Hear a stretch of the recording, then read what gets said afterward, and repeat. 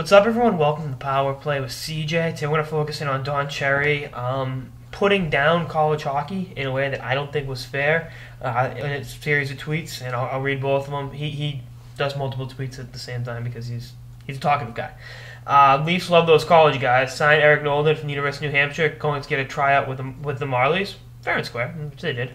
This means he takes a spot from a guy slugging it out on the buses. If you want to make the Leafs or get a tryout, just go to U.S. college. Now, Don, let's keep in mind the success that the Leafs have had with college free agents, with college hockey players. It's only free agents because they drafted Noble a while ago. He did a USHL year, then was a 4-year player at UNH, and has emerged into a legitimate pro prospect, which he wasn't. When they drafted him, and took a flyer on him, and he's gotten exponentially better.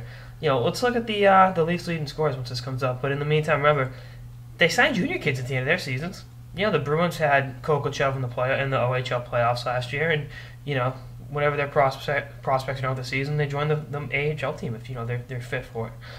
It's always been like that. Let's see, college hockey guys on the Leafs. Leading scorer, Phil Kessel, University of Minnesota.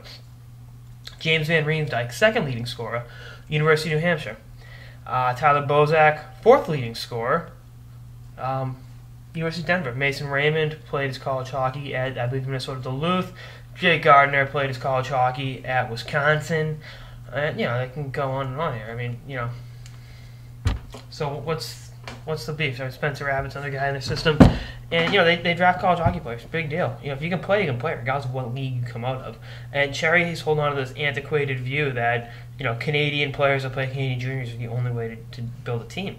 And to be honest with you, it couldn't be further from the truth. And I think what's funny is about the BS Cherry spewing. You look at the Chicago Blackhawks. Their two best players are a Canadian that played college hockey and an American that played major junior hockey.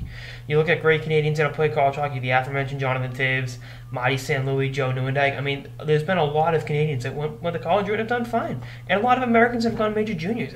Don's holding on to this again. He's got his mantra. I like Grapes personally, and I'm in the middle of reading Bob Orr's book, and it's great. If you have the chance to read it, you absolutely should go out and get it because it's really a great story of Mr. Orr.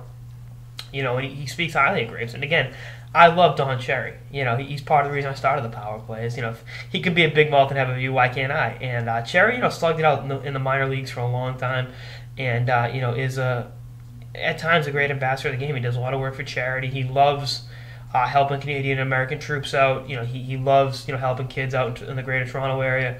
He was deeply affected when the Boston Marathon bombings happened. He loves the city of Boston, regardless of his view of American hockey players. He loves Boston from his tenure as a Bruins coach.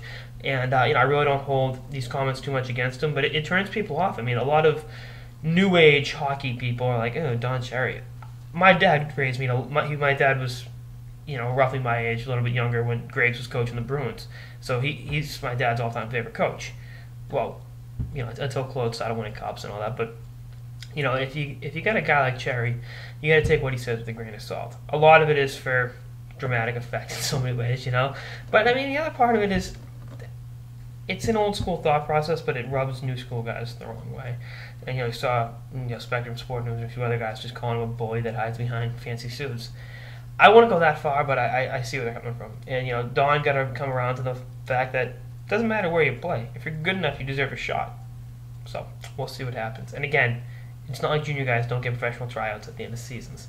That's all this episode of the Power Play with CJ on Don Cherry, pretty much eviscerating college hockey. Stay tuned for episodes for the season and beyond. Later, guys.